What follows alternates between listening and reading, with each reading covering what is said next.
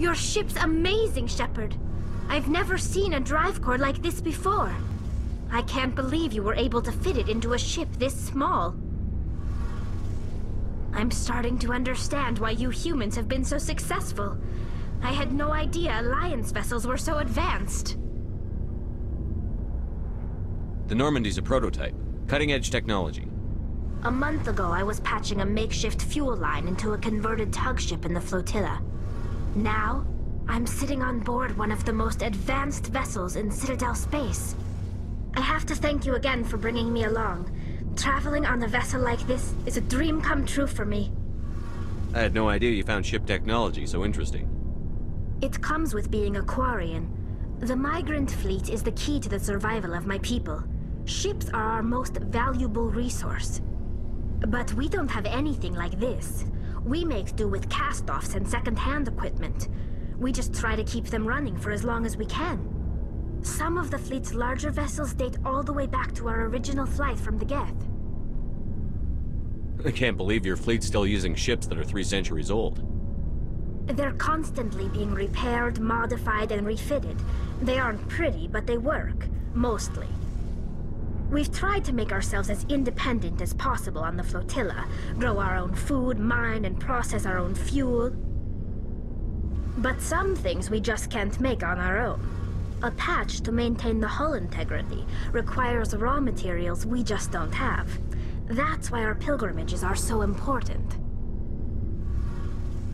Tell me about your people. Our lives aren't easy. Resources are scarce, and we are constantly on the move. Everything we do must in some way contribute to the continuation of the migrant fleet. There are 17 million Quarians in the flotilla, and each of us relies on the others for survival. The bonds among my people are strong. Unfortunately, we have had to surrender many of the freedoms and civil liberties other species take for granted. What kind of freedoms? Well, it's illegal for parents to have more than one child. If our population grows too much, it would strain our resources to their breaking point. Of course, we also can't allow our numbers to become too few.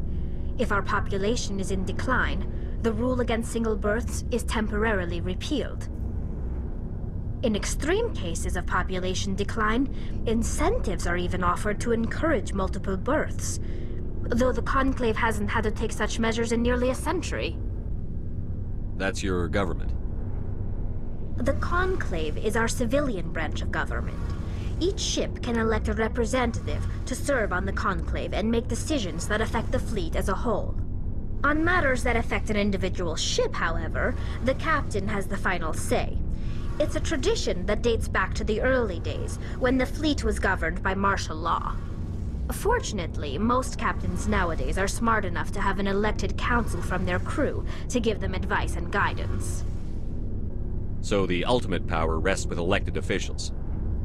In practice, the Conclave and the respective council for each ship tend to set the rules that govern our daily lives. But in theory, we are still under military jurisdiction. The 5 top-ranking military officials in the fleet serve on the Admiralty Board. These 5 have the power to overrule any decision by the Conclave in case of emergency. To do so requires unanimous agreement among the Admiralty, and they can only do this once. After that, the entire board must resign their posts. It's a safeguard that served us well. In nearly 3 centuries, the Admiralty Board has only overruled the Conclave 4 times. I want to know more about the pilgrimage. When my people reach maturity, we leave our birth ships and seek acceptance with a new crew. It's necessary to maintain genetic diversity among the fleet. But no ship wants to accept someone who will be a burden on them. So, to prove our worth, we embark on a pilgrimage. We set out alone, leaving the flotilla and our families behind us. We only return once we have found something of value we can bring back to the fleet. This is presented as a gift to the captain of the respective ship we wish to join.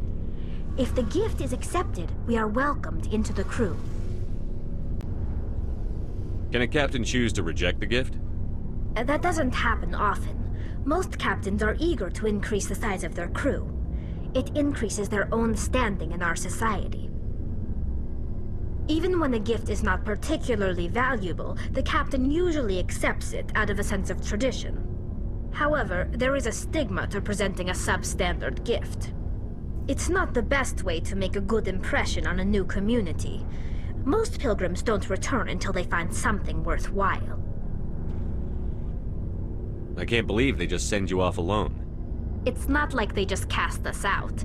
Before we leave, we are given lessons in how to survive outside the flotilla, and given gifts to help us on our journey.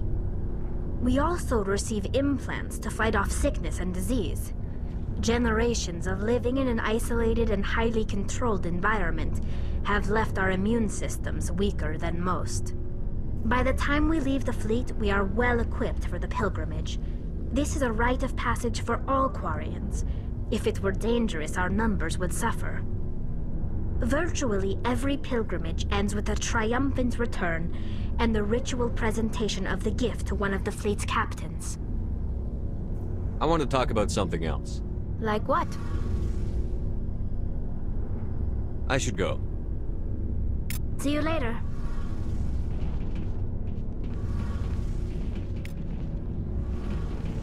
Hey, Commander, you know that Quarian, Tali? She's been spending all her time down here asking me about our engines. I'll tell her to leave you alone. What? No, she's amazing. I wish my guys were half as smart as she is. Give her a month on board and she'll know more about our engines than I do. She's got a real knack for technology, that one. I can see why you wanted her to come along. I figured she'd be a real asset to the team. You got an eye for Tali, Commander, but I'm guessing that's not why you came down here. Fill me in on the IES stealth systems. How does it work exactly? You can't hide a ship out in space. They emit too much heat and radiation, too easy for sensors to pick them up, unless you find a way to capture those emissions. So our stealth systems trap the energy we give off in storage sinks built into the ship itself. No emissions to give away our location. Eventually the sinks have to be vented. More than a few hours silent running and they overheat. Cook us inside our own hull. There's no way for anyone to detect us? A visual scan can still pick us up. Anyone looking out a window can see us plain as day. But you have to be pretty close to get an actual visual out in space. Most vessels rely on scanners. As long as the stealth systems are engaged, they can't see us. Not unless we accelerate to FTL speeds. Why doesn't it work with faster-than-light travel? Cranking up the FTL blue shifts our emissions, pushes them into frequencies too high to capture in the sinks. As soon as we make the jump, it's like setting off a flare. Sensors can pick up our location whenever we enter or exit FTL flight, but for short-range missions, our stealth systems are amazing, and we've got the only one. I want to know more about the Normandy. She's the best ship I've ever served on, probably the fastest vessel ever designed, and she's the only one using the new Tantalus drive core. What's so special about the Tantalus drive core? Proportionally, it's about twice the size of any other vessel. Not only are we faster, but we can run at FTL speeds longer before we have to discharge the core. Where else have you served, Adams? If you name a class of Alliance ship, I've probably served on it. Everything from dreadnoughts and carriers right down to frigates like the Normandy. My last assignment was on the Tokyo, only a cruiser, but she was a good ship. Couldn't hold a candle to the Normandy, though. Carry on, Adams. Aye, aye, Commander. If anyone has to take over for Captain Anderson, I'm glad it's you. I'm not sure about having non-humans on our ship, though. We're all on the same team here, Presley. With all due respect, sir, that's what they said about Nihilus. Look how that turned out. I'm in charge here, Presley. I decide if we have non-humans on this vessel. Yes, sir. Understood, sir. Speak freely, Presley. I want to know if you have a problem with non-humans. It's not that, Commander. Humanity has always handled its own problems. Saren attacked one of our colonies. We should be the ones to stop him. We don't need their help. Some people think asking for help is a sign of weakness. That's just being stupid and stubborn. No matter how strong you are, allies can make you stronger. I guess so. Maybe I'm just stuck in the old ways of thinking. Don't worry, Commander. This won't be a problem. How did you end up assigned to the Normandy? I signed up with the Alliance as a navigator right out of school, following in my grandfather's footsteps, I guess. My first posting was on the Agincourt. We were at Elysium during the Skillian Blitz. A massive fleet of alien raiders hit the colony, trying to wipe it out. They had the numbers, but their ships were no match for an Alliance frigate. It was a slaughter. We couldn't even keep track of how many ships they lost. How'd you end up on the Normandy? I got my officer's commission after Elysium. Must have made an impression on the right people. Captain asked for me when he was picking his crew.